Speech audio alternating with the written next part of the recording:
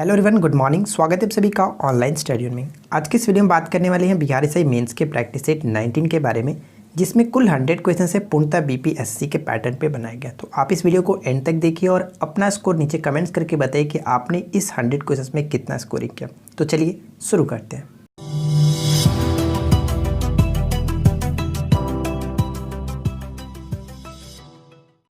आज के इस वीडियो का फर्स्ट क्वेश्चन ये बनता है कि कार्बोरेंडम निम्नलिखित में से किसका दूसरा नाम है। कार्बोरेंडम किसका दूसरा नाम है? करेक्ट आंसर होगा ऑप्शन नंबर डी, यानी कि सिलिकॉन कार्बाइड, SiC। ठीक है, सिलिकॉन कार्बाइड को कहते हैं कार्बोरेंडम। सेकंड क्वेश्चन ये बनता है कि हाइड्रोजन अणु का नाभिक किससे बना होता है। हाइड्रोजन अणु का नाभिक जो है वो किससे बना होता है? इस क्वेश्चन का सही आंसर हो जाएगा ऑप्शन नंबर बी, केवल एक प्रोटॉन का। ठीक है, ऑप्शन नंबर बी बिल्कुल सही होगा। इसमें कोई भी न्यूट्रॉन नहीं होता है, ये चीज़ आप याद रखेंगे। क्वेश्चन नंबर थर्ड क्या कह रहा है? यदि किसी वस्तु का वेग तिगुना कर दिया जाए तो इसकी गतिज ऊर्जा क्या होगी। अगर आपको हमारी ये वीडियो अच्छी लगी तो वीडियो को लाइक ज़रूर करेंगे, और इस वीडियो का लाइक का टारगेट मैं आज रखता हूँ 800 लाइक्स का। देखते हैं कि आप लोग आज का ये वीडियो का टारगेट कंप्लीट करते हैं कि नहीं करते हैं। मुझे उम्मीद है कि आप लोग ज़रूर कर देंगे। वीडियो का लाइक का टारगेट 800 कंप्लीट करेंगे। तो फिलहाल इस क्वेश्चन के अगर हम राइट आंसर की बात करें, यदि किसी वस्तु का संवेग तिगुना कर दिया जाए, तो सबसे पहले आपको पता होना चाहिए कि गतिज ऊर्जा और संवेग में क्या रिलेशन होता है। तो देखिए, हम ये आपको बताता हूँ कि काइनेटिक एनर्जी इक्वल टू हम क्या लिख सकते हैं कि P²/2m। ये इसका जो कि कह सकते हैं गतिज ऊर्जा और संवेग में संबंध होता है। ठीक है, इस चीज़ को आप याद रखेंगे। अब यहाँ पे आप देखिए, अगर हम संवेग को तिगुना करें, यानी कि अगर P को 3 यहाँ पे करें तो कितना हो जाएगा 9P²। ठीक है, 9P² 2m। तो हम यहाँ पे देखें पहले के अकॉर्डिंग ये कितना बढ़ गया, 9 गुना हो गया कि नहीं। ऑप्शन नंबर बी बिल्कुल सही आंसर हो जाता है। तो सबसे इंपॉर्टेंट पॉइंट आपको याद रखना है कि काइनेटिक एनर्जी और पोटेंशियल एनर्जी यहाँ पे जो कि मोमेंटम के साथ हमारा जो रिलेशन होता है क्या होता है। काइनेटिक एनर्जी जो कि इक्वल टू कह सकते हैं कि P²/2m। ठीक है, चलिए आगे बढ़ते हैं। क्वेश्चन नंबर 4 में क्या कह रहा है कि राज्य मंत्रिपरिषद रूपी जहाज के निर्देशक चक्र का चालक होता है। किसके संबंध में ये बात कही जाती है?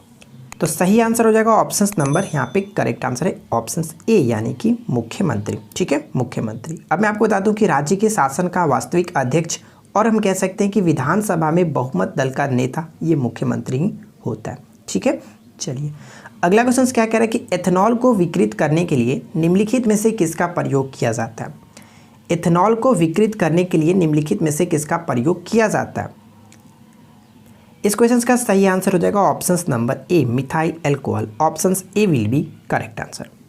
6 क्वेश्चन क्या कह रहा है, ध्यान दीजिएगा कि निम्नलिखित मुगल शासकों में से किसे प्रिंस ऑफ वेल्डर्स के नाम से पुकारा गया है। प्रिंस ऑफ वेल्डर्स के नाम से पुकारा गया किस मुगल शासक को?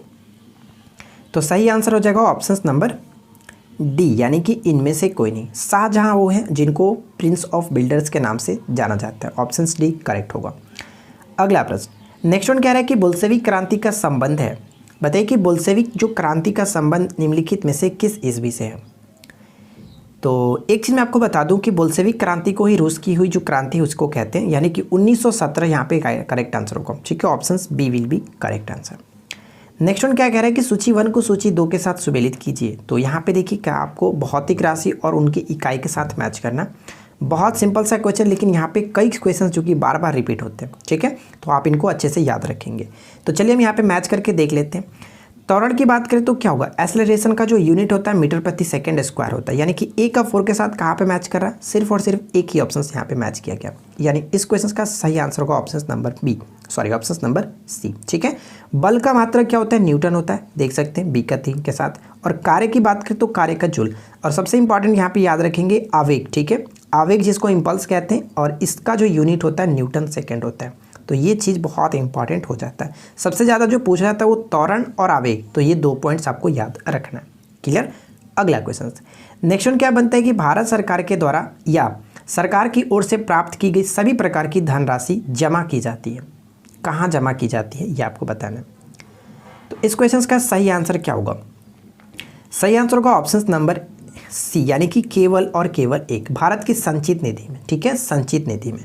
संचित निधि का संबंध किस आर्टिकल से है? तो आपको याद रखना है कि 266 के फर्स्ट। ठीक है, संचित निधि से। चलिए अगला प्रश्न क्या बनता है। नेक्स्ट क्वेश्चन ये कि संगम युग में कौड़े क्या थे। ठीक है, संगम युग में कौड़े जो थे वो क्या थे? संगम युग में कौड़े जो थे वो क्या कह सकते हैं, राइट आंसर होगा ऑप्शन ए उपहार प्रदान करने वाली संस्था, option A will be correct answer. Next one question को ध्यान से देखिएगा, क्या कह रहा है कि निम्नलिखित अंग्रेजों में से कौन था जिसने सर्वप्रथम भगवत गीता का अंग्रेजी में अनुवाद किया था। भगवत गीता का अंग्रेजी में अनुवाद जो कि किसने किया था सर्वप्रथम, तो सही आंसर हो जाएगा ऑप्शन नंबर बी यानी कि चार्ल्स विल्किंस। ठीक है, चार्ल्स विल्किंस। कब किया था, 1785, ये भी आप याद रखेंगे 1785। ठीक है, अगला क्वेश्चन नेक्स्ट वन क्या बनता है, नेक्स्ट वन ये है कि निम्नलिखित में से कौन सी बीमारी बैक्टीरिया द्वारा नहीं होती है। तो बताइए कि बैक्टीरिया द्वारा नहीं होती वो कौन सी बीमारी है। तो देखिए मैं आपको बता दूं कि हैजा, क्षय रोग, ये दोनों के दोनों जो बैक्टीरिया से होता है। मलेरिया जो होता है वो प्रोटोजोआ से होता है, और साथ ही साथ इन्फ्लुएंजा की बात करें तो इन्फ्लुएंजा आपका वायरस के कारण होता है, यानी कि विषाणु के कारण। तो सही आंसर हम किसे टिक करेंगे, ऑप्शन नंबर सी को। ठीक है, नेक्स्ट वन देखिए क्या दिया गया। अगला प्रश्न है कि पर्यावरण किससे बनता है। बताइए कि पर्यावरण जो है वो किससे बनता है। तो इस क्वेश्चन का राइट आंसर क्या होगा, पर्यावरण जो है वो जैविक घटकों से, भू आकृतिक घटकों से कह सकते हैं, और अजैविक घटकों से, यानी करेक्ट आंसर क्या होगा, ऑप्शन नंबर डी बिल्कुल सही आंसर है, उपयुक्त सभी। अगला प्रश्न है कि चेन्नई बंदरगाह का भार को कम करने के लिए किस बंदरगाह का जो निर्माण किया गया। चेन्नई बंदरगाह का भार कम करने के लिए किस बंदरगाह का निर्माण किया गया था। तो इस क्वेश्चन का सही आंसर हम किसे टिक करेंगे, ऑप्शन नंबर बी को, यानी कि Kamarajar, option B will be correct answer. देखिए कमराज जार जो बंदरगाह है इसका एक और नाम है एनौर बंदरगाह। ठीक है, एनौर बंदरगाह का ही नाम दिया गया था कमराज जार बंदरगाह। ठीक है, अगला प्रश्न नेक्स्ट क्वेश्चन कह रहा है कि शतपथ ब्राह्मण में शिव को निम्नलिखित में से किस नाम से जाना जाता है। शतपथ ब्राह्मण में शिव को किस नाम से जाना जाता है। सही आंसर हो जाएगा ऑप्शन नंबर सी, यानी कि Sahasraksha, option number C correct answer. Clear, next one अगला प्रश्न है कि सिजगी क्या है। सिजगी क्या है इसके बारे में आपको काफ़ी अच्छे तरीके से बताया था जब मैंने आपको बताया था सूर्य ग्रहण और चंद्र ग्रहण, जब मैंने आपको पढ़ाया था उस वक्त। तो सिजगी जो होता है वो सूर्य, पृथ्वी और चंद्रमा जब तीनों एक सिद्ध में होते, एक रेखा में होते, उसको हम कहते हैं सिजगी। ठीक है, option A will be correct answer. Next one question है कि निम्नलिखित में से कौन सी भाषा भारतीय संविधान की 8वीं अनुसूची में वर्णित नहीं है। 8वीं अनुसूची में वर्णित नहीं है। तो आपको पता होगा कि 8वीं अनुसूची में कुल 22 भाषा है जिसमें अंग्रेजी को शामिल नहीं किया गया, यानी ऑप्शन नंबर डी यहाँ पे करेक्ट आंसर होगा। ठीक है, अगला क्वेश्चन नेक्स्ट वन है कि सूची 1 को सूची 2 के साथ सुमेलित करना है। तो बताइए कि यहाँ पे कौन किसके साथ सही तरीके से सुमेलित होगा। स्मारक और उनके निर्माता के साथ मैच करना है। तो चलिए मैच कराते हैं। अलाई दरवाज़ा जो दिल्ली का अलाई दरवाज़ा, इसका निर्माण अलाउद्दीन खिलजी ने किया, यानी कि ए का फर्स्ट होता। चलिए, यानी कि ऑप्शन ए हो सकता है या फिर ऑप्शन डी हो सकता है। बुलंद दरवाज़ा जो फतेहपुर सीकरी में है, इसका निर्माण अकबर ने करा था, ये भी बिल्कुल सही है, यानी कि बी का 2। तो बी का 2 भी यहाँ पे मिल ही रहा है। चलिए अगला प्रश्न ये कह रहा है, अगला पॉइंट्स ये कि मोती मस्जिद आगरा। तो मैं आपको बता दूं कि मोती मस्जिद आगरा में जो है, आगरा का निर्माण जो है ये शाहजहां ने कराया था। ठीक है, यानी कि सी का 4 होगा। तो सी का 4 यहाँ पे ऑप्शन नंबर डी को टिक करेंगे, कोई प्रॉब्लम नहीं। और याद रखेंगे मोती मस्जिद जो दिल्ली का है उसको औरंगजेब ने बनवाया था, और ये दोनों काफ़ी कंफ्यूज करता है, तो आप इसको याद रखेंगे अच्छे से। क्लियर, चलिए नेक्स्ट वन देखिए क्या। अगला प्रश्न ये बनता है कि लाल सागर को अदन की खाड़ी से कौन सी जल संधि जोड़ती है। लाल सागर को अदन की खाड़ी से कौन सी जल संधि जोड़ती है। तो इस क्वेश्चन का सही आंसर होगा ऑप्शन नंबर ए, यानी कि Bab el Mandeb, option A will be correct answer. Next one है, भारतीय संविधान के अनुसार कार्यपालिका का प्रमुख कौन है। भारतीय संविधान के अनुसार कार्यपालिका का प्रमुख कौन होता है। तो आपको पता है कि आर्टिकल 53 में कहा गया क्या, आर्टिकल 53 के फर्स्ट में ये कहा गया इसके अनुसार कि संघ की कार्यपालिका शक्ति राष्ट्रपति में निहित होगी, यानी कि ऑप्शन नंबर सी बिल्कुल सही आंसर हो जाता है। ठीक है, अगला प्रश्न, पक्षियों को बहुत ऊंचाई पर उड़ते समय सांस की परेशानी क्यों नहीं महसूस होती है। कोई उनको प्रॉब्लम नहीं होती है, इसका कारण क्या है। इसका कारण सिंपल सा होता है कि उनमें होता है अतिरिक्त वायु कोष होते हैं, ऑप्शन नंबर सी बिल्कुल करेक्ट होगा। नेक्स्ट वन है कि निम्नलिखित में से किस देश के साथ चीन की सीमा सबसे लंबी है। आपको पता है कि पूरे हम बात करें वर्ल्ड में तो सबसे अधिक जो सीमा साझा करने वाला जो देश है वो है चीन। चाइना की जो सीमा वो काफ़ी देशों के साथ सटी हुई है, करीब 14 देशों के साथ। ठीक है, 14 देशों के साथ। कुल इसकी लंबाई कितनी होती है 22,117 किलोमीटर के साथ 14 देशों के साथ ये सीमा साझा करता है, और जिसमें सबसे लंबी जो सीमा साझा होती है वो मंगोलिया के साथ, ठीक है, मंगोलिया के साथ। मंगोलिया की राजधानी क्या है, उलान बटोल, ठीक है, याद रखेंगे। नेक्स्ट वन क्वेश्चन, निम्नलिखित में सही क्रम क्या है, यानी आपको यहाँ पे मध्यकालीन जो शासक थे उनका सही जो वंश था उसको आपको सजाना है कि कौन यहाँ पे सही तरीके से सजा गया। तो चलिए देखते हैं। आपको पता है कि सबसे पहले दिल्ली सल्तनत जो स्टार्ट हुआ था वो कह सकते हैं कि गुलाम वंश के साथ, तो गुलाम वंश, ठीक है, गुलाम। उसके बाद हम कह सकते हैं खिलजी वंश, खिलजी के बाद तुगलक वंश आया था, तुगलक के बाद सैयद वंश आया था, और सैयद वंश के बाद जो अंतिम था वो था लोधी वंश। तो यहाँ पे हमारा जो करेक्ट आंसर होगा ऑप्शन नंबर डी काफ़ी अच्छे तरीके से फॉलो करता है। एक क्वेश्चन ये पूछा था कि सबसे कम किस वंश का शासन रहा, तो सबसे कम जो था वो खिलजी वंश का शासन रहा 1290 से 1320 ईस्वी तक। ये चीज़ आप याद रखेंगे, ठीक है। चलिए अगला प्रश्न है कि बंगाल को मुगल साम्राज्य से पृथक कर स्वतंत्र किया, वो कौन था जिसने बंगाल को मुगल साम्राज्य से पृथक करके स्वतंत्र किया था। तो इस क्वेश्चन का सही आंसर है ऑप्शन नंबर ए, यानी कि Murshid Quli Khan. Option A will be correct answer, ठीक है। अगला प्रश्न, नेक्स्ट वन है कि सूची 1 को सूची 2 के साथ सुमिलित कीजिए। तो यहाँ पे आपको बताना है कि कौन किसके साथ सही तरीके से सुमिलित होगा। आई एम सो सॉरी कि बाहर में कंस्ट्रक्शंस का काम चल रहा है काफ़ी दिनों से, तो थोड़ा सा नॉइज़ का प्रॉब्लम आपको हो सकता है, तो आप मेरी वॉइस पे फोकस कीजिए, ठीक है। चलिए अब बात करते हैं इस क्वेश्चन के सही आंसर का। तो देखिए मैं आपको बता दूं यहाँ पे कौन किसके साथ सही तरीके से मैच होगा। पानीपत की दूसरे युद्ध कब हुआ था, तो आपको पता है कि पानीपत की दूसरी लड़ाई जो हुई थी वो कह सकते हैं कि 1556 ईस्वी में अकबर और हेमू के बीच। अकबर और हेमू यानी कि भारत में मुगल शासक, यानी कि फर्स्ट का 4 के साथ मैच होना चाहिए, तो या तो ऑप्शन सी होगा या फिर ऑप्शन डी होगा। आगे बढ़ते हैं। तराइन की द्वितीय लड़ाई की बात करें तो तराइन का द्वितीय युद्ध हुआ कब था, 1192 में मोहम्मद गौरी और कह सकते हैं और ये पृथ्वीराज चौहान, यानी कि वो तुर्की शासक था एक, तो हमारा यहाँ पे होगा बी का 3। तो बी का 3 यहाँ पर भी है, यहाँ पर भी है। आगे बढ़ते हैं। तालीकोटा का युद्ध की बात करें तो तालीकोटा युद्ध के साथ ही हम कह सकते हैं कि विजयनगर साम्राज्य का पतन हुआ था, तो यहाँ पे देखिए सी का फर्स्ट, तो सी का फर्स्ट ऑप्शन नंबर डी में मिल रहा है, इसलिए ऑप्शन डी को टिक करेंगे, कोई प्रॉब्लम नहीं है। तालीकोटा का युद्ध हुआ कब था, आप इसको याद रखना है कि 1565, ठीक है, 1565। चलिए आगे बढ़ते हैं। नेक्स्ट क्वेश्चन देखिए, अगला प्रश्न है कि द्विसदनीय विधानमंडल का क्या अर्थ है। द्विसदनीय विधानमंडल का क्या अर्थ है, तो इस क्वेश्चन का सही आंसर हो जाएगा ऑप्शन नंबर सी, यानी कि एक विधायिका में निम्न सदन और उच्च सदन होता है। Option C will be correct answer. Next है कि वलन क्रिया का किसका परिणाम है। वलन क्रिया जो है वो किसका परिणाम है, वलन क्रिया किसका परिणाम है। तो इस क्वेश्चन का सही आंसर है ऑप्शन नंबर सी, यानी कि पर्वत और निर्माणकारी बल। Option C will be correct answer. Next question, निम्नलिखित में से कौन सा युग में सही सुमेलित नहीं है। निम्नलिखित में से कौन सा युग जो है वो सही सुमेलित नहीं है, तो यहाँ पे देखिए नृत्य दिए गए और उनके साथ संबंधित राज्य के बारे में बताया गया, तो कौन किसके साथ सही तरीके से सुमेलित नहीं करता है। भरतनाट्यम तमिलनाडु के साथ बिल्कुल सही है। कथकली कर्नाटक, ये हमारा गलत है। कथकली का संबंध केरल से होता है, यहाँ पे गलत किया गया। और आपको बता दूं कि केरल से और संबंधित जैसे कि मोहिनीअट्टम भी होता है, बहुत फेमस है। और उसी तरह से सबसे इंपॉर्टेंट आपको याद रखना है कि ओटम थुलाल, ठीक है, ओटम थुलाल जो नृत्य है उसको गरीबों की कथकली के नाम से भी जाना जाता है, जो कि केरल से ही संबंधित है। बाकी सभी में कोई प्रॉब्लम नहीं, आप इनको याद रख सकते हैं। तो यहाँ पर हमारा जो करेक्ट आंसर होगा ऑप्शन बी, जो कि सही सुमेलित नहीं था, ठीक है। अगला प्रश्न, नेक्स्ट क्वेश्चन ये कि निम्नलिखित में से कौन सुमेलित है, तो बताइए कि कौन सही तरीके से सुमेलित किया गया। यहाँ पे मंदिर और उनके निर्माण के जो शासक है उनके साथ यहाँ पे मैच किया गया, तो चलिए देखते हैं। पहला बात करें कि एलोरा, एलोरा की कह सकते हैं एलोरा के निर्माणकर्ता जो थे वो राष्ट्रकूट थे, पहला गलत। महाबलीपुरम की बात करें तो महाबलीपुरम राष्ट्रकूट नहीं, यहाँ पे महाबली के साथ पल्लवों ने किया था। महाबलीपुरम मंदिरों का निर्माण पल्लव के शासकों ने किया था। मीनाक्षी मंदिर की बात करें जो कि मदुरै में स्थित है और ये पांडे के शासकों ने किया था, ठीक है, पांडे, जिसको कह सकते हैं कि मीनाक्षी मंदिर के निर्माणकर्ता कौन थे, तो कुलशेखर, आप याद रखेंगे कुलशेखर। ये भी हमारा गलत है, लेकिन ऑप्शन 4 बिल्कुल सही है कि खजुराहो मंदिरों के निर्माण चंदेल शासकों ने कराया था। क्लियर।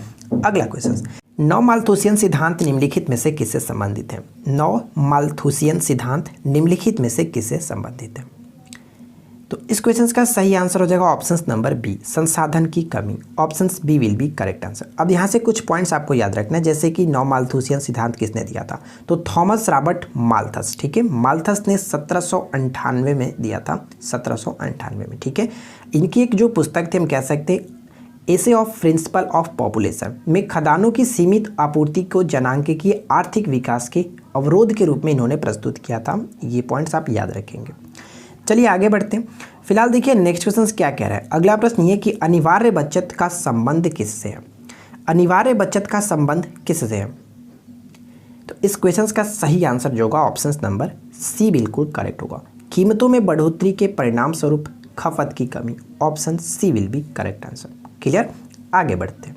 नेक्स्ट वन देखिए क्या कह रहा है। भारत में राज्य विधान परिषदों के सदस्यों का कितना हिस्सा स्थानीय निकायों द्वारा चुना जाता है। तो इस क्वेश्चन का सही आंसर किसे टिक करेंगे, ऑप्शन नंबर ए को, यानी कि 1/3 सदस्य। ठीक है, 1/3 सदस्य।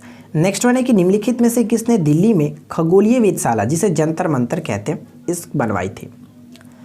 तो जंतर मंतर जो बनवाई थी दिल्ली में वो कौन थे, तो सवाई राजा जयसिंह कह सकते हैं, जयसिंह द्वितीय कह सकते हैं। ऑप्शन नंबर डी बिल्कुल सही आंसर होगा। ठीक है, अगला प्रश्न, क्षेत्रीय भूगोल का पिता निम्नलिखित में से किस भूगोलवेत्ता को कहा जाता है। क्षेत्रीय भूगोल के पिता के रूप में किसे जाना जाता है, तो सही आंसर होगा ऑप्शन नंबर ए, यानी कि कार्ल रिटर। ठीक है, कार्ल रिटर को जाना जाता है। नेक्स्ट वन है कि बक्सर की लड़ाई में मीर कासिम का साथ किसने दिया था।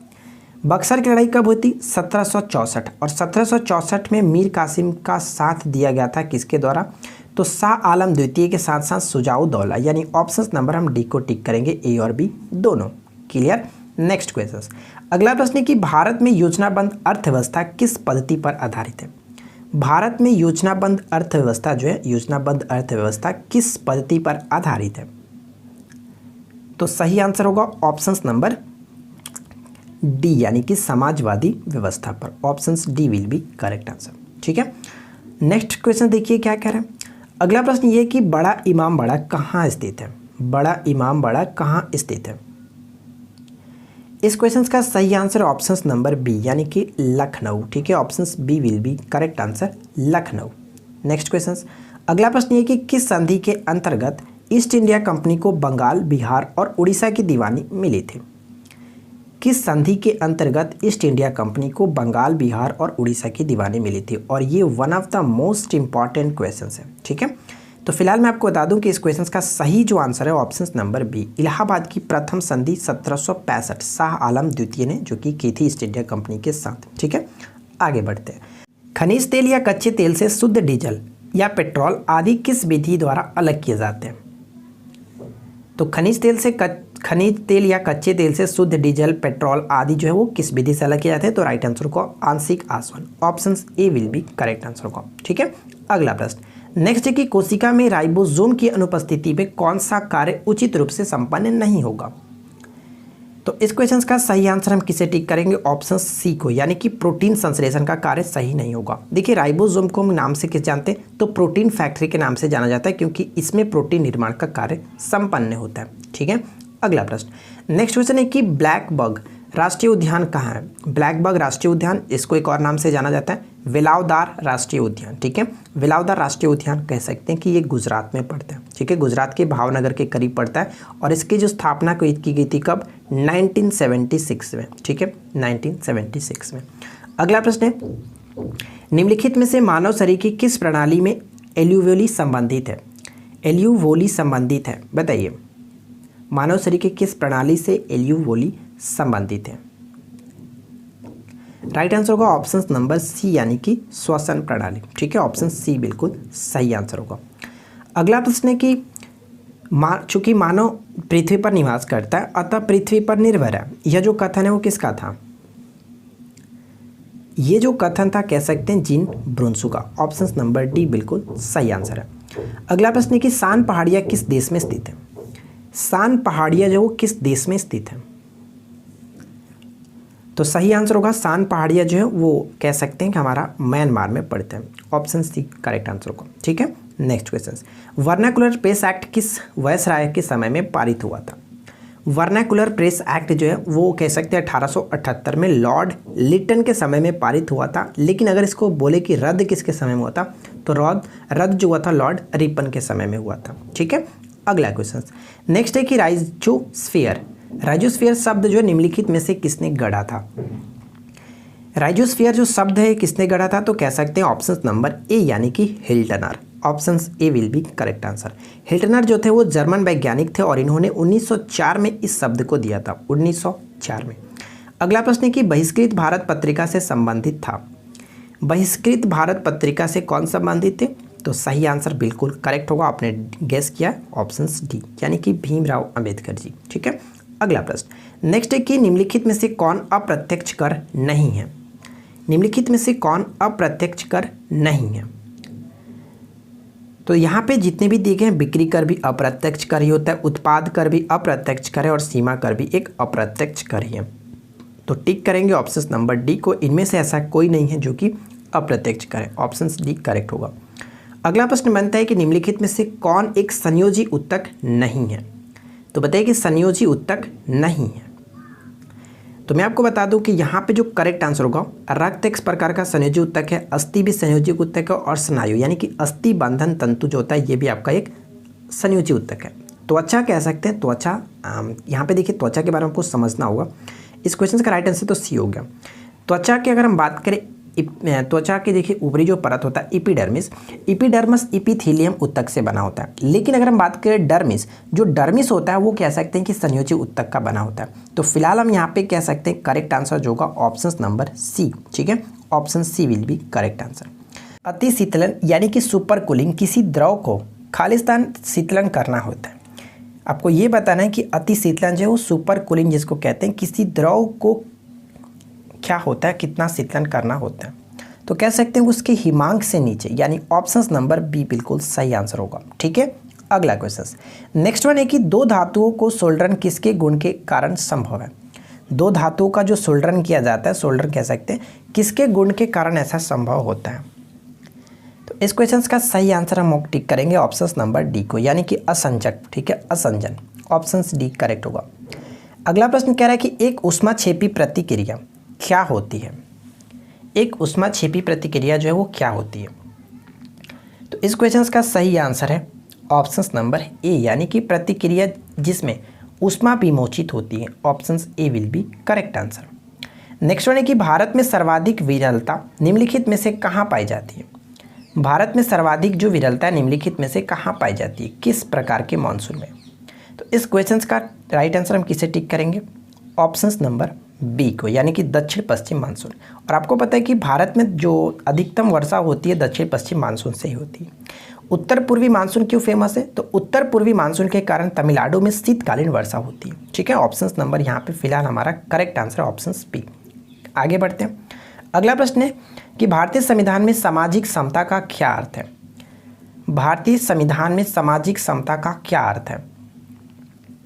तो इस क्वेश्चन का राइट आंसर टिक करेंगे ऑप्शन नंबर सी को, यानी कि समाज के किसी भी वर्ग के लिए विशेषाधिकार की अनुपस्थिति, option C will be correct answer. ठीक है, अगला प्रश्न नेक्स्ट क्वेश्चन क्या बनता है कि कौन सुमेलित नहीं है? तो बताइए कि कौन सुमेलित नहीं है। अच्छा, इस वीडियो के एंड में आपके साथ कुछ बहुत इंपॉर्टेंट चीज़ शेयर करने वाला हूँ, तो थोड़ा सा ध्यान दीजिएगा और आपके लिए गुड न्यूज़ भी है। ठीक है, तो देखिए कौन सुमेलित नहीं है। तो ब्रह्म समाज की बात करें तो 1828 बिल्कुल सही है। आर्य समाज की स्थापना 1875, ये भी बिल्कुल सही है। रामकृष्ण मिशन 1897, ये भी सही है। लेकिन प्रार्थना समाज यहाँ पे गलत है, यहाँ पे जो होगा 1867 होगा। आत्माराम पांडुरंग के द्वारा कह सकते हैं 1867। अगला प्रश्न कह रहा है कि एथाइन एक उदाहरण है। एथाइन जो वो किसका उदाहरण है? एथाइन कह सकते हैं कि ट्रिपल बॉन्ड, यानी कि त्रिआबंध वाले यौगिक का एथाइन ट्रिपल बॉन्ड। ठीक है, अगला प्रश्न नेक्स्ट है कि यूरेशिया के मध्य अक्षांशीय घास के मैदान क्या कहलाते हैं? यूरेशिया के मध्य अक्षांशीय घास के मैदान को क्या कहते हैं? यूरेशिया यानी कि यूरोप और एशिया के सम्मिलित जो घास का मैदान उसको स्टेपीज के नाम से जानते हैं, option C will be correct answer. ठीक है, अगला प्रश्न नेक्स्ट है कि धूमकोरा जिसको स्मॉग कहते हैं इंग्लिश में, धूमकोरा स्मॉग में मौजूद आंख में जलन पैदा करने वाला एक शक्तिशाली द्रव्य कौन सा है? तो मैं आपको बता दूं कि धूमकोहरा जो होता है वो ओजोन और परॉक्सी कह सकते हैं, परॉक्सी एसिटल नाइट्रेट, इन दोनों को मिलकर के बनते हैं। और जो आंख में जलन होता है वो इसी के कारण होता है, परॉक्सी एसिटल नाइट्रेट के कारण। Option C will be correct answer. अगला प्रश्न है कि निम्नलिखित में से वह राज्य क्षेत्र कौन सा है जिसकी सीमा मिजोरम से नहीं लगती है? मिजोरम से नहीं लगी हुई है। तो आपको पता है कि म्यांमार से तो लगता ही है। असम जो है वो पूर्वोत्तर राज्यों के सभी को टच करता है। नागालैंड है जो ये इसके साथ टच नहीं करता है, और त्रिपुरा के साथ तो ये मिजोरम टच करता ही है। यानी कि करेक्ट आंसर हमारा होगा ऑप्शन नंबर सी। चाहो तो आप मैप देख सकते हो, ठीक है। अगला प्रश्न क्या बनता है, नेक्स्ट क्वेश्चन ये कि निम्न में से किसने भारतीय संविधान की प्रस्तावना को संविधान का कुंजी नोट कहा था? किसने कहा था संविधान का कुंजी नोट? तो अगर आपने ऑप्शन नंबर सी को टिक किया तो आप गलत है। Right answer will be option A, यानी कि Ernest Barker. Option A will be correct answer, और ये मोस्ट इंपॉर्टेंट क्वेश्चन होगा, याद रखेंगे। अगला प्रश्न कह रहा है कि किलोवाट घंटा एक यूनिट है, किसका यूनिट है बताइए? किलोवाट घंटा किसका यूनिट है? और one of the most important questions कि लोग इसमें गलती करते हैं। क्यों गलती करते हैं? वाट को देख करके शक्ति को टिक करके आ जाते हैं, जो कि ये गलत होगा। किलोवाट घंटा कह सकते हैं कि एनर्जी का यूनिट है, ठीक है। ऑप्शन ए करेक्ट होगा। अंतर्राष्ट्रीय लोकतंत्र दिवस कब मनाया जाता है? अंतर्राष्ट्रीय लोकतंत्र दिवस कब मनाया जाता है? तो इस क्वेश्चन का सही आंसर हम किसे टिक करेंगे? ऑप्शन नंबर बी को, यानी कि 15 सितंबर को प्रत्येक वर्ष अंतर्राष्ट्रीय लोकतंत्र दिवस के रूप में मनाया जाता है। 21 सितंबर को अंतर्राष्ट्रीय शांति दिवस के रूप में मनाया जाता है, ये भी आप याद रखेंगे। और 14 सितंबर हिंदी दिवस के रूप में। अगला प्रश्न है कि भारत के स्थलाकृतिक मानचित्र किस संगठन के द्वारा बनाए जाते हैं? भारत के स्थलाकृति मानचित्र जो वो किस संगठन के द्वारा बनाए जाते हैं? तो राइट आंसर हो जाएगा ऑप्शन नंबर बी, यानी कि भारतीय सर्वेक्षण विभाग। ऑप्शन बी सही आंसर होगा, जिसका मुख्यालय देहरादून में है, और इसकी स्थापना कह सकते हैं 1767 में की गई थी। अगला प्रश्न कि खोई का प्रयोग किसके निर्माण के लिए किया जाता है? खोई का प्रयोग कह सकते हैं किसके निर्माण के लिए? तो राइट आंसर हो जाएगा, सबसे पहले बात कर लेते हैं खोई है क्या। देखिए, जो गन्ना होता है, गन्ने को अगर हम जो उसका रस निकालते हैं, पेर करके रस निकाला जाता है, तो जो बचता है बाद में, जो बच जाता है लकड़ी की तरह वाइट जो बच जाता है, उसी को कहा जाता है खोई। और खोई का प्रयोग आजकल हम कह सकते हैं कि जैव ईंधन के रूप में किया जाता है, और साथ ही साथ इसका कागज़ बनाने के रूप में भी किया जाता है। यानी ऑप्शन नंबर हम डी को टिक करेंगे, ए और बी दोनों। क्लियर। अगला प्रश्न नेक्स्ट है कि निम्न में से कौन सा दर्रा अरुणाचल प्रदेश को तिब्बत के साथ जोड़ता है? अरुणाचल प्रदेश को तिब्बत के साथ कौन सा दर्रा जोड़ता है? तो सही आंसर किसे टिक करेंगे? ऑप्शन नंबर सी को, यानी कि बोमडिला दर्रा। Option C will be correct answer. अगला प्रश्न क्या कह रहा है कि भारतीय संविधान की 6ठी अनुसूची किन राज्यों में अनुसूचित क्षेत्रों और अनुसूचित जनजातियों के प्रशासन का नियंत्रण से संबंधित है? तो यहाँ से 2 क्वेश्चन आपको मिलता है। पहला क्वेश्चन ये कि किस अनुसूची में? तो 6ठी अनुसूची में, ठीक है। और वो राज्य कौन कौन से हैं? तो वो 4 राज्यों के बारे में वर्णन किया गया, और वो है असम, मेघालय, त्रिपुरा और मिजोरम। ऑप्शन नंबर बी यहाँ पे बिल्कुल सही आंसर होगा, ठीक है। चलिए आगे बढ़ते हैं। अगला प्रश्न क्या कह रहा है कि निम्न में से किस पर्वत को 5 ट्रेजर्स ऑफ ग्रेट शो कहा जाता है? किस पर्वत को 5 ट्रेजर्स ऑफ ग्रेट शो कहा जाता है? तो सही आंसर होगा option number C, Kanchenjunga. Option C will be correct answer, ठीक है। आगे बढ़ते हैं। नेक्स्ट है कि 2011 की जनगणना के अनुसार भारत में स्त्री पुरुष अनुपात में क्या हुआ है? पहले आपको पता था कि 2001 की जनगणना के अनुसार अगर हम देखें तो भारत में जो स्त्रियों का लिंगानुपात का जो रेशियो था वो क्या था?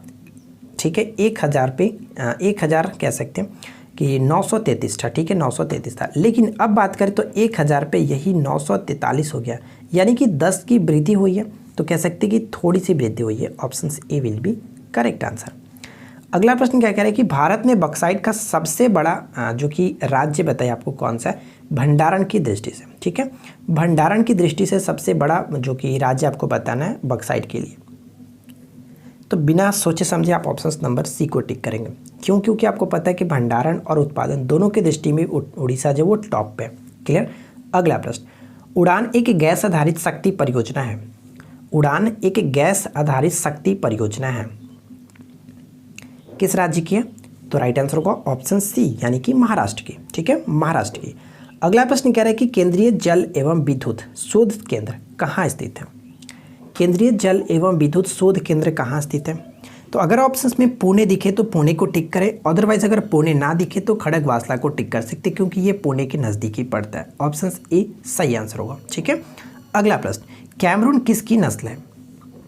कैमरून जो किसकी नस्ल है? तो इस क्वेश्चन का सही आंसर हम किसे टिक करेंगे? ऑप्शन नंबर डी को, यानी कि कैमरून जो वो भेड़ की नस्ल है। ऑप्शन डी सही आंसर होगा। अगला प्रश्न क्या कह रहा है कि विजडन ने किस भारतीय क्रिकेटर को 21वीं सदी का मोस्ट वैल्यूएबल प्लेयर चुना है? तो इस क्वेश्चन का सही आंसर होगा रविंद्र जडेजा, ऑप्शंस बी बिल्कुल सही आंसर है। ठीक है, आगे बढ़ते हैं। नेक्स्ट क्वेश्चन कह रहा है कि किस देश ने भारत के ग्रामीण किसानों के लिए कृषि ऋण व्यापार मंच एग्रीओटा की शुरुआत की है? तो एग्रीओटा की शुरुआत की गई है किसके द्वारा? तो संयुक्त अरब अमीरात, यानी ऑप्शंस नंबर ए बिल्कुल सही आंसर हो जाता है। नेक्स्ट क्वेश्चन क्या कह रहे हैं? अगला प्रश्न ये कि निम्न में से कौन हिमालय पर्वत दर्रों का पूरब से पश्चिम की सही क्रम आपको प्रदर्शित करना है। पूरब से पश्चिम की तरफ, तो थोड़ा सा ध्यान दीजिएगा, पूरब से पश्चिम की तरफ, यानी अगर हम मैप पे देखें, ऊपर में नॉर्थ, नीचे साउथ, इधर आपका ईस्ट और इधर वेस्ट। हमें जो बढ़ना है इधर से इधर की तरफ बढ़ना है। तो देखिए ऊपर में देखा था बोमिडला दर्रा कहाँ पे? अरुणाचल प्रदेश में, यानी कि सबसे ईस्ट में आपका आ जाएगा। उसके बाद अगर हम आगे की तरफ बढ़ते चले तो नथुला सिक्किम में कुछ इस तरह से यहाँ पे आएगा। लिपुलेख उत्तराखंड और सिपकिला दर्रा हिमाचल प्रदेश, यानी हम कह सकते हैं कि ये हमारा कुछ इस तरह से क्रम में बढ़ता हुआ आ जाता है। ऑप्शन नंबर सी बिल्कुल सही आंसर है। अगला प्रश्न क्या बनता है कि बुक्सा जो बाघ अभ्यारण्य है वो किस राज्य में स्थित है? बुक्सा बाघ अभ्यारण्य किस राज्य में स्थित है? टाइगर रिजर्व से अलग से हम लोगों ने वीडियो बना रखा। लगभग आपका एसआई मेंस के लिए सारे टॉपिक्स क्लियर हो चुके हैं। तो एक एक करके अगर आपने टॉपिक्स को नहीं देखा तो देख लीजिए, और जिन लोगों ने देख रखा है तो रिवाइज भी करते रहिए। तो बुक्सा बाघ अभ्यारण्य की बात करें तो पश्चिम बंगाल, ऑप्शन नंबर बी बिल्कुल सही आंसर हो जाता है। ठीक है, आगे बढ़ते हैं। नेक्स्ट क्वेश्चन कह रहा है कि निम्नलिखित समितियों पर विचार कीजिए। तो बताइए कि यहाँ पे कौन सी सम्मिलित जो समिति है वो सही तरीके से मिलान सही किया गया। तो इस क्वेश्चन का सही आंसर है जो कि ज्ञान प्रकाश समिति चीनी घोटाला, बिल्कुल सही। सुंदर राजन समिति पेट्रोलियम, ये भी सही। सरकारिया समिति केंद्र राज्य संबंध के लिए गठित किया गया था, तीनों के तीनों बिल्कुल सही है। Option D will be correct answer. Next one क्या कह रहा है? ध्यान दीजिएगा कि भारतीय राष्ट्रीय कांग्रेस के किस अधिवेशन में वंदे मातरम को पहली बार गाया गया था? वंदे मातरम जो है भारत का राष्ट्रीय जो गीत है, इसको पहली बार गाया गया था 1896 के कोलकाता अधिवेशन। ऑप्शन डी बिल्कुल सही आंसर है। ठीक है, अब बात करते हैं कि इसकी अध्यक्षता किसने किया था? तो इसकी अध्यक्षता किया गया था रहीमतुल्ला सैनी के द्वारा। ठीक है, अगला प्रश्न। नेक्स्ट क्वेश्चन कह रहा है कि झीलें और राज्य के साथ बताइए कि कौन सी झीलें किसके साथ सही तरीके से मैच करती है। तो चलिए देखते हैं।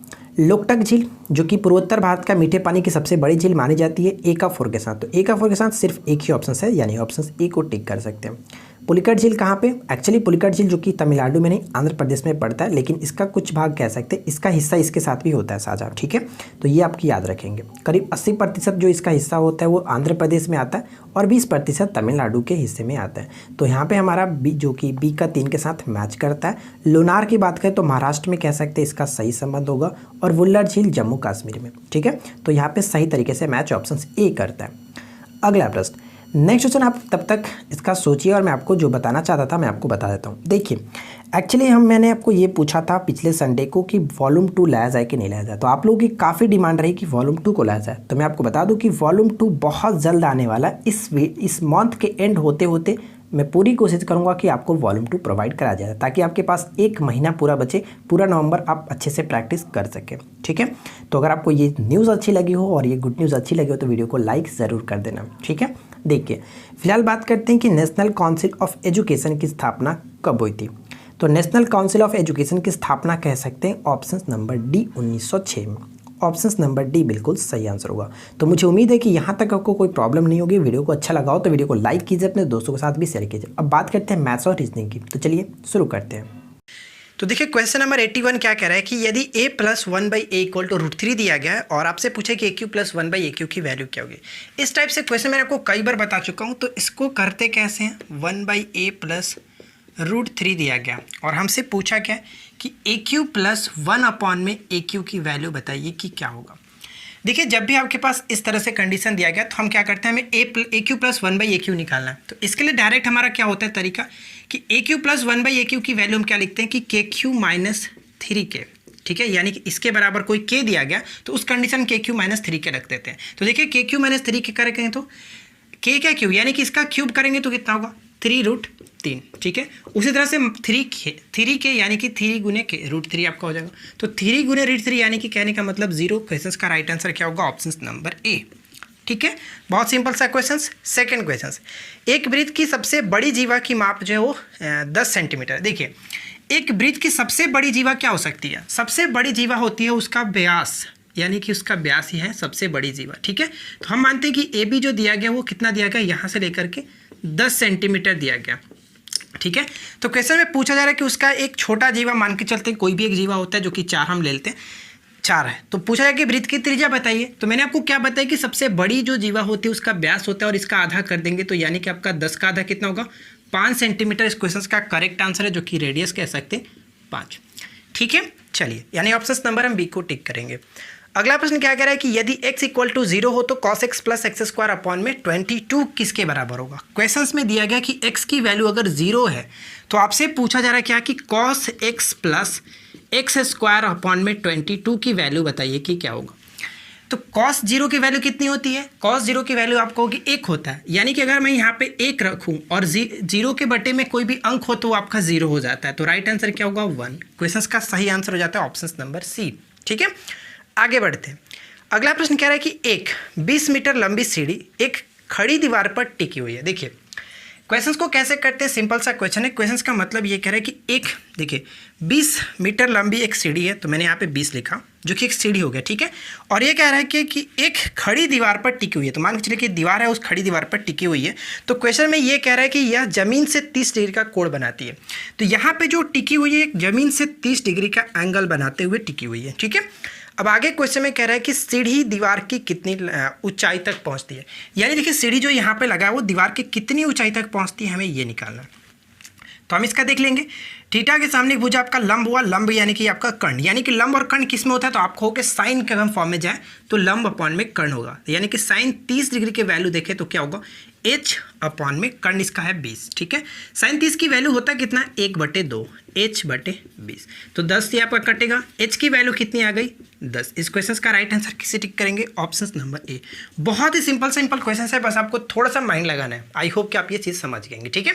चलिए, नेक्स्ट वन क्या कह रहा है कि यदि किसी वर्ग और वृत्त का क्षेत्रफल एक समान हो तो वर्ग की भुजा और वृत्त की त्रिज्या का अनुपात बताइए। देखिए, इस क्वेश्चन में क्या बोला जा रहा है कि यदि एक वर्ग, यानी वर्ग का हम स्क्वायर देखें तो क्या होगा, सॉरी वर्ग का क्षेत्रफल क्या होता है? भुजा स्क्वायर।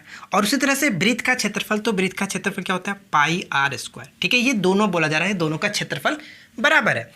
और क्वेश्चन में हमसे पूछा क्या जाए कि वर्ग की भुजा और साथ ही साथ वृत्त की त्रिज्या का अनुपात, यानी हम ये कह सकते हैं कि हमें निकालना क्या है? a/r, जो कि हमें निकालना है। अगर हम यहाँ पे देखें तो a²/r² बराबर में क्या होगा? π/1, ठीक है। कोई दिक्कत नहीं, क्रॉस मल्टीप्लिकेशन करेंगे तो ये आपका आ जाएगा।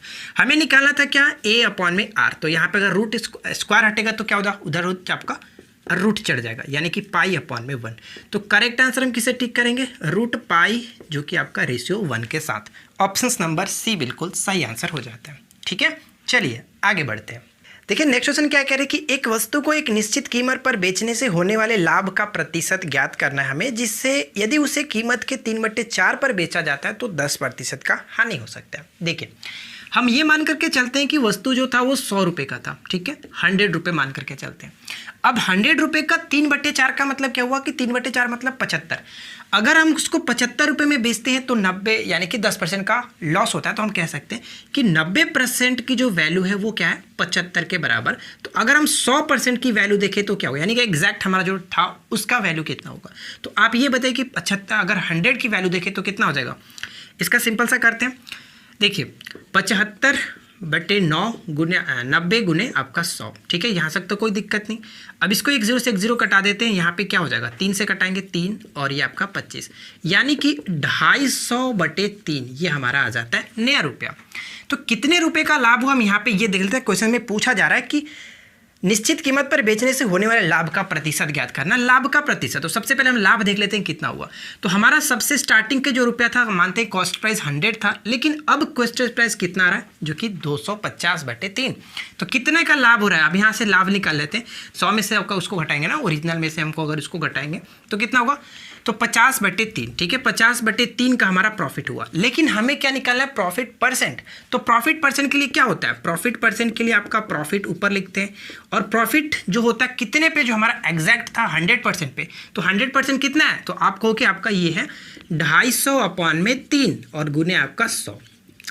3 से 3 खत्म, 50 से कटाएंगे तो आपका ये 5 बार में कटेगा, और इसको 5 से कटाएंगे तो 20, यानी करेक्ट आंसर क्या हुआ, 20%। बिल्कुल सही आंसर होगा, जो कि ऑप्शन नंबर हम बी को टिक करेंगे। ठीक है, कोई प्रॉब्लम नहीं होनी चाहिए।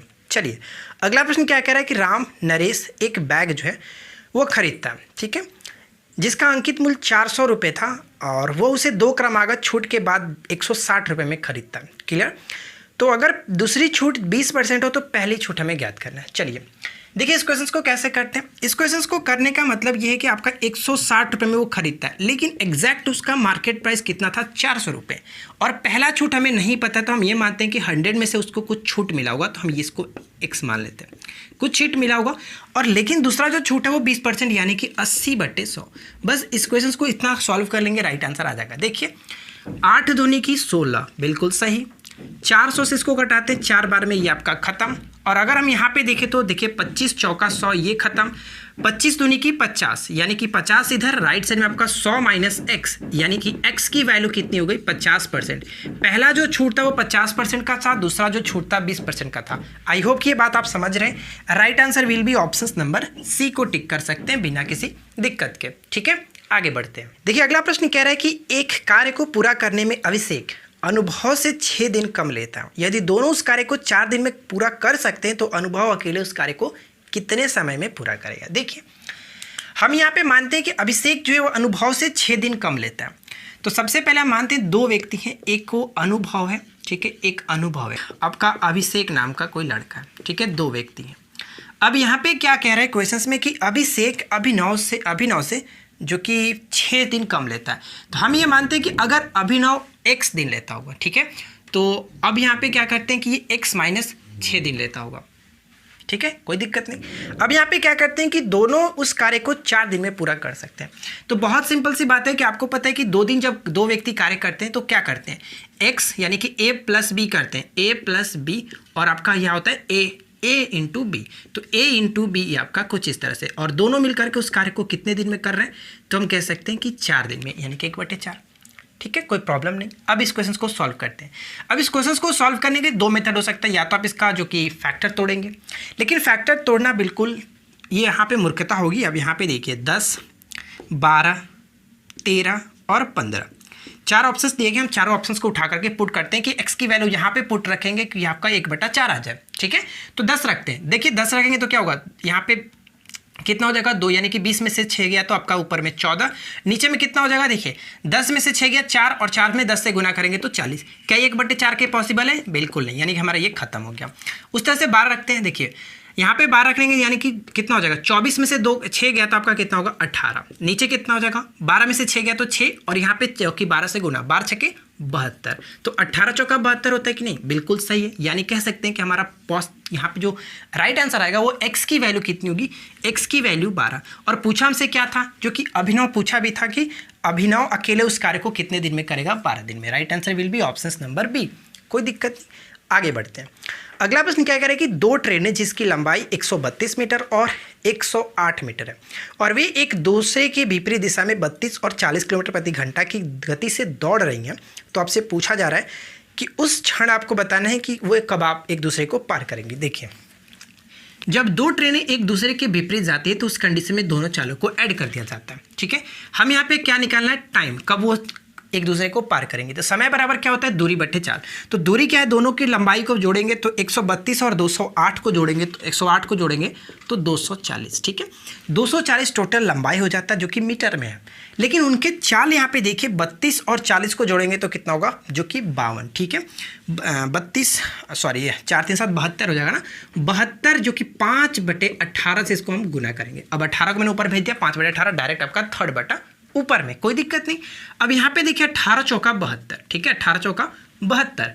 अब इसको हम कटा लेते हैं, तो इसको कटाएंगे तो कितना होगा, 6 से अगर इसको कटाते हैं तो 6 चौका 24, और यहाँ पे देखिए 12 25 60, यानी कि टी की वैल्यू जो कि वो कितना होगा, 12 second. Right answer will be option number C, 12 second बिल्कुल करेक्ट आंसर हो जाता है। ठीक है, चलिए अगला प्रश्न देखिए क्या कह रहा है कि यदि यहाँ पे दिया गया एक हमारे पास इक्वेशन का फॉर्म में कुछ इस तरह से, चलो यहाँ पे सॉल्व करते हैं। देखिए 2 के पावर इसको हटाते हैं, 2 के पावर 2x माइनस में 1 और बराबर में 16 लिखा गया। क्या मैं 16 को 2 के फॉर्म में तोड़ सकता हूँ? आप कहोगे बिल्कुल, 2 के पावर 4 कर दीजिए 16, यानी कि आधार सेम है तो पावर क्या होगा? सेम होगा। 2x minus Y equal to 4, ये हमारा एक इक्वेशन बन गया। उसी तरह से सेकंड इक्वेशन देखिए तो क्या है कि 2 के पावर x प्लस वाई, तो 2 के power x plus y equal to 32, तो 32 को 2 के फॉर्म में तोड़ते हैं, 2 के पावर 5। अब यहाँ पे दोनों का भी इक्वल कर सकते हैं, तो यहाँ पे मैं लिख देता हूँ x plus y equal to 5। ठीक है, 2 से आपका y से y खत्म, यानी कह सकते हैं दोनों को अगर जोड़ देंगे तो 3x इक्वल टू 9। x की वैल्यू कितनी आ गई? 3। x की वैल्यू 3 आ गई, तो अब यहाँ पे दोनों इक्वेशन से निकाल सकते हैं कि y की वैल्यू 2 के बराबर है। कोई दिक्कत नहीं, x की वैल्यू 3, y की वैल्यू 2। क्वेश्चन में आपसे पूछा क्या है कि x y की वैल्यू बताइए। x y की वैल्यू यानी कि x के जगह पे 3 गुने 2 करेंगे तो करेक्ट आंसर 6 हो जाएगा, जो कि ऑप्शन नंबर हम सी को टिक कर सकते हैं। कोई दिक्कत नहीं। उम्मीद करते हैं कि आपने मैथ्स के सारे क्वेश्चंस को अच्छे से समझ लिया होगा। चलिए बात करते हैं रीजनिंग के क्वेश्चंस की। देखिए अगला क्वेश्चन कह रहा है, क्वेश्चन नंबर 91 की यदि घड़ी में 7:30 दिखाई दे रही है, चलिए 7 7:30 कह सकते हैं, 7:30 बज रहा है तो क्या होगा? 7:30 बजाते हैं इसमें, तो कह सकते हैं कि मिनट का सुई जो होगा वो सीधे सीधे 6 पा होगा। लेकिन अगर हम यहाँ पे 6 है, 7 ये है, 8 यहाँ पे, तो 7:30 यानी कि जो घंटा का सुई को थोड़ा छोटा कर देते हैं, ये कुछ यहाँ पे। ठीक है, तो क्वेश्चन में कह रहा है कि यदि मिनट की सुई पश्चिम की दिशा को दर्शा रही है, तो आपसे पूछा जा रहा है कि जो घंटे की सुई वो क्या होगा। इसको थोड़ा सा हम घुमा करके इस तरह से कर देते हैं, मान के चलिए कि ये हमारा मिनट हो गया और ये आपका कुछ इस तरह से बीच में हो गया। तो जब ये पश्चिम की दिशा में दर्शा रही है तो आपका नॉर्थ इधर होगा, ये आपका वेस्ट हो गया, ये आपका नॉर्थ हो गया, तो ये बीच में क्या पड़ता है? तो आप कहोगे बीच में, जो कि west and north and west कह सकते हैं। करेक्ट आंसर होगा ऑप्शन नंबर सी, उत्तर पश्चिम। ठीक है, option C will be correct answer. अगला प्रश्न देखिए क्या कह रहा है। नेक्स्ट क्वेश्चन है कि 43 45 सीरीज दिया गया, 43 45 50 60 वाट और यहाँ पे 103। ठीक है, अब इस सीरीज को समझते हैं कि क्या किया गया। तो देखिए सीरीज को अगर हम ध्यान से देखें तो आगे की तरफ तो बढ़ ही रहा है, 43 के बाद 45 लिखा गया।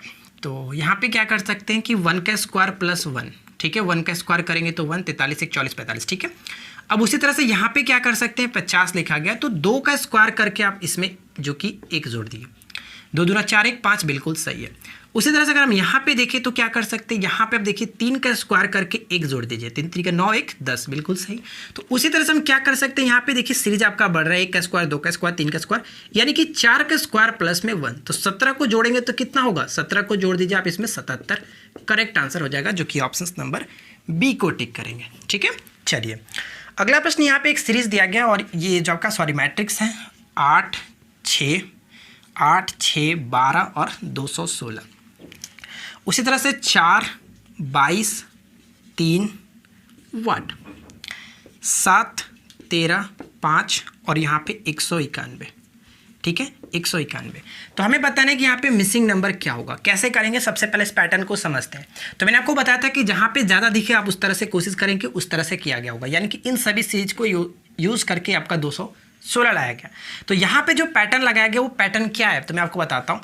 देखिए इस तरह से यहाँ पे पैटर्न किया गया, पहले इसको जोड़ेंगे या गुना करेंगे, यानी कि 8 6 कितना होगा 48, प्लस इन दोनों को, फिर इन दोनों को 6 गुने 12 और फिर से प्लस दे करके थर्ड को फर्स्ट के साथ, तो थर्ड को फर्स्ट के साथ करेंगे इस तरह से। देखिए 8 6 48, 12 6 72 और 12 8 जो कि कह सकते हैं 96। ठीक है, सभी को जोड़ करके देखिए कितना रहा, 8 2 10 6 16, यानी कि 216 आपका आ जाएगा। ठीक उसी तरह से इसको भी आप करके देख सकते हैं, कोई प्रॉब्लम है, हम डायरेक्ट चलते हैं इस पे। तो यहाँ पे क्या क्या है, उसी तरह से 22 चौका 88 हो जाएगा। पहले मैं यहाँ पे कर रहा हूँ इन दोनों के साथ, फिर इन दोनों के साथ, फिर जो कि फर्स्ट और थर्ड के साथ। ठीक है, 88 और 22 तिहाई 66 और यहाँ पे कह सकते हैं 4 तिहाई 12, तो कितना आ रहा है 8 6 14 14 2 16, यानी कि लास्ट में 6 आएगा। ऑप्शंस देखते हैं, सिर्फ और सिर्फ एक ही ऑप्शन है जो कि 166 करेक्ट आंसर होगा, ऑप्शन नंबर सी। बताइए, कोई दिक्कत नहीं होनी चाहिए। चलिए अगला प्रश्न देखते हैं क्या कह रहा है। नेक्स्ट क्वेश्चन ये कि 6 और 7 बजे के बीच किस समय घड़ी की सुइयां एक दूसरे के साथ होंगे। ये क्वेश्चन मैं आपको क्लॉक में क्वेश्चंस करा चुका हूँ, अगर आपने हमारी क्लॉक वाली वीडियो को नहीं देखा है तो ज़रूर देख लीजिएगा। इस टाइप से क्वेश्चंस में क्या है कि 6 और 7 बजे के जो बीच होगा घड़ी की जो सुई होंगे वो आपस में कब मिलेंगे। तो इसमें मैंने आपको क्या बताया था कि छोटे वाले में 5 से गुना कीजिए यानी कि 30। कहने का मतलब ये हुआ कि 6 और 7 बजे के जो घड़ी के समय होगा 6 और 7 बजे के बीच, इस तरह से देखिए तो घड़ी की जो सुई होगी वो 6 बजे के बाद ही एक दूसरे को ओवरलैप करेंगी जब भी करेंगी। तो 6 बजे के यानी कि 30 मिनट के बाद ही होगा, 6 × 5 = 30, इसके बाद ही होगा। तो हम यहाँ पे 30 निकालते हैं और उसके बाद हम क्या करते हैं, बहुत सिंपल सा बात होता है, कुछ नहीं, इसमें आपको क्या करना होता है 12/11 × 30 कर दीजिए। इसी मिनट को 12/11 × 30। तो यहाँ पे क्या हो जाएगा 12 36, नीचे आपका 11। इसको फ्रैक्शन तोड़ लेते हैं। इसको फ्रैक्शन तोड़ेंगे तो कितना होगा, देखिए 11 × 3 = 33, यहाँ पे 30 हुआ, 11 × 3 = 33, 3 बचा कितना 3 और 3 0 दूनी यानी कि 11 दूनी की 22 और आपके पास बचा कितना है 22, 8 सही 11 बटे यहाँ पे कर सकते हैं, बिल्कुल सही, कोई प्रॉब्लम नहीं। यानी कहने का मतलब क्या हुआ कि जो ये घड़ी की सुई होंगी कब मिलेंगी 6 बज, देखिए कहाँ कब मिलेगा 6 बजकर, ठीक है 6 बजकर कितना मिनट पे 32 सही 8/11 मिनट पे वो दोनों सुई आपस में मिलेंगी। तो करेक्ट आंसर किसे टिक करेंगे, ऑप्शन नंबर ए को। उम्मीद करते हैं कि आपने ये समझ लिया होगा, इसका क्या कॉन्सेप्ट होता है इसके बारे में आप क्लॉक की वीडियो को देख सकते हैं। क्लियर, चलिए आगे बढ़ते हैं। देखिए अगला प्रश्न, यहाँ पे प्रश्न आकृति है जो कि एक दर्पण दिया गया और इस दर्पण के अकॉर्डिंग आपको समझना है, कुछ भी नहीं करना है, बहुत सिंपल सा है, आप इसको कर सकते हो। सिंपल सी बात, यहाँ पे एक फिगर दिया गया, फिगर में कुछ इस तरह से एक लाइन खींचा गया और यहाँ पे आपका एक ट्रायंगल बनाया गया जो कि ये रंगा हुआ है। तो अगर हम यहाँ पे दर्पण लगाते हैं तो क्या होगा, बहुत सिंपल सी बात है, यहाँ पे आपका हो जाएगा और ये जो लाइन इधर है आपका, ये लाइन इधर आ जाएगा, ठीक है, ये लाइन आपका इधर आ जाएगा और जो यहाँ पे आपका है वो कुछ इस तरह से बन जाएगा। यानी हम ऑप्शन नंबर सी को टिक कर सकते हैं, कोई प्रॉब्लम नहीं है, ठीक है। चलिए अगला प्रश्न में क्या कह रहा है कि नीचे एक घन की 2 अवस्थाएं दर्शाई गई हैं, 9 युक्त फलक ऊपर के विपरीत क्या आएगा, यानी कि 9 के विपरीत आपसे पूछा जा रहा है। तो हमारे पास क्या है, पासे के 3 फलक 7 कह सकते हैं, यहाँ पे 8 और यहाँ पे 9, ठीक है। उसी तरह से यहाँ पे 8 है और यहाँ पे 4 और 6, 3 पासे दिए गए, 3 फलक दिखाए गए। हमसे पूछा कि 9 के विपरीत क्या होगा, तो हम यहाँ पे देख रहे हैं 8 कॉमन है, तो 8 उठाते हैं, 8 उठाने के बाद क्लॉकवाइज घूमेंगे, 8 के बाद 7, 7 के बाद आपका 9, ठीक है। 8 के सामने 8 लिखते हैं और इसके बाद आपका क्लॉकवाइज घुमाएंगे, तो इसके बाद 6 और इसके बाद 4, तो 9 के विपरीत क्या आया 4। Right answer will be option number B, कोई प्रॉब्लम नहीं है, ठीक है, बताइए, ठीक है। चलिए अगला प्रश्न क्या कह रहा है कि दी गई आकृति में कितने त्रिभुज हैं। चलो इसको काउंट करते हैं। सबसे पहले मैं फिगर को ड्रॉ कर लेता हूं।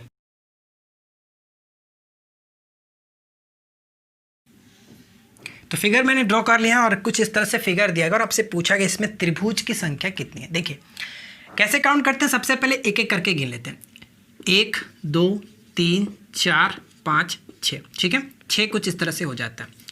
उसके बाद अगर हम देखें 2 फलक उठा लेते हैं, यहाँ पे देखिए एक ये बनेगा, एक उसी तरह से हम यहाँ पे देखें तो 2, ठीक है, 2 हो गया, कोई दिक्कत नहीं, 2 यहाँ पे बन जाता है। उसके बाद अगर हम देखें तो क्या है, 2 ये हो गया, अब यहाँ पे देखिए 2 और ये बड़ा वाला 3, उस तरह से ये 4 और इधर से 5 और ये आपका 6, यानी कि 6 फिर से हम लोगों ने यहाँ पे ड्रॉ किया। अब बात करते हैं छोटे वाले त्रिभुज में, 6 हो गया, 7 8 1 9, 9 यहाँ पे 7 8 9 यानी कि 3 यहाँ पे हम लोगों ने ड्रॉ किया, ऊपर में भी 3 हम लोग को मिल सकता है, ठीक है, 3 ऊपर में हो गया, तो टोटल यहाँ पर भी हम लोग 3 लिख लेते हैं। अब बात करते हैं मेन, अब देखिए अब यहाँ पे क्या होगा, अब हम लोगों ने देखा इस तरह से सिर्फ और सिर्फ, अब दोनों त्रिभुज को अगर हम साथ में काउंट करेंगे तो यहाँ पे एक त्रिभुज बनेगा, 1 और ये आपका 2, ठीक है, 2 इधर और यहाँ पे देखिए 3 और ये आपका एक 4, यानी कि 4 आपका यहाँ पे हो जाएगा।